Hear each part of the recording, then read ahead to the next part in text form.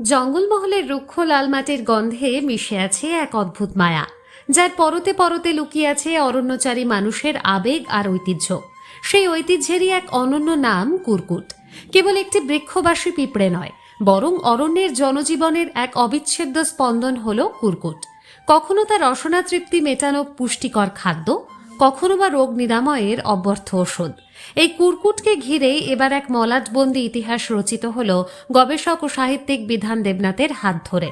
তার সদ্য প্রকাশিত গ্রন্থ কুরকুট জঙ্গলমহলের সংস্কৃতি, লোকগাথা এবং জীবন সংগ্রামের এক প্রামাণ্য দলিল।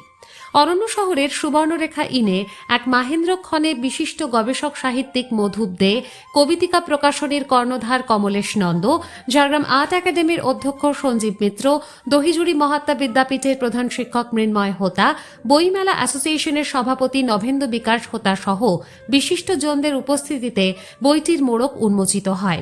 নদিয়ার ভূমিপুত্র হয়েও বিধান দেবনাথ আজ বেলপাহাড়ির আপনজন।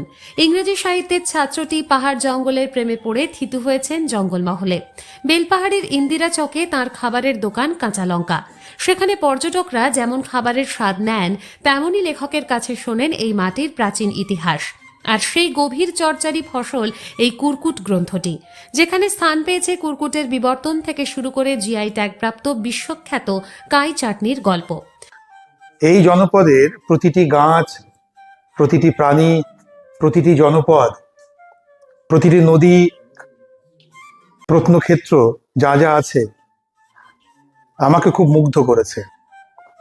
একটা বাধ্য ছাত্রের মতো একটা শিশু যখন বড় হতে থাকে, জন্মের পর থেকে সেই যে পরম বিস্ময়ে চারিদিকে সবকিছু শিখতে থাকে, এখনো সেই পরম বিস্ময়ের মধ্যে আছি যে আরো কি না কি এখানে আছে। বইটির পাতায় পাতায় লেখক মেলে ধরেছেন কুরকুটের বহুমুখী পরিচয়, অঞ্চলভেদে এর বৈচিত্র্যময় নাম এবং জনপদের নানান খাদ্যাভ্যাসের কথা পাঠককে মুগ্ধ করবে। প্রাচীনকালের চিকিৎসা পদ্ধতি থেকে শুরু করে আধুনিক বিশ্বের রন্ধনশৈলীতে কুরকুটের অবদান সবই সহজ সরল ভাষায় বর্ণিত হয়েছে এই গ্রন্থে। জঙ্গলমহলের মানুষের জীবন জীবিকার অন্যতম এই উৎসের নেপথ্যে যে কত ধাঁধা আর সুখ দুঃখের গল্প লুকিয়ে আছে, তা এই বইটি না পড়লে হয়তো অজানাই থেকে যেত। বিধান দেবনাথ তথা বেলপাহাড়ির সিধু জ্যাঠার এই লেখনী তাই জঙ্গলমহলের শিকড়কে ছুঁয়ে দেখার এক আন্তরিক আমন্ত্রণ।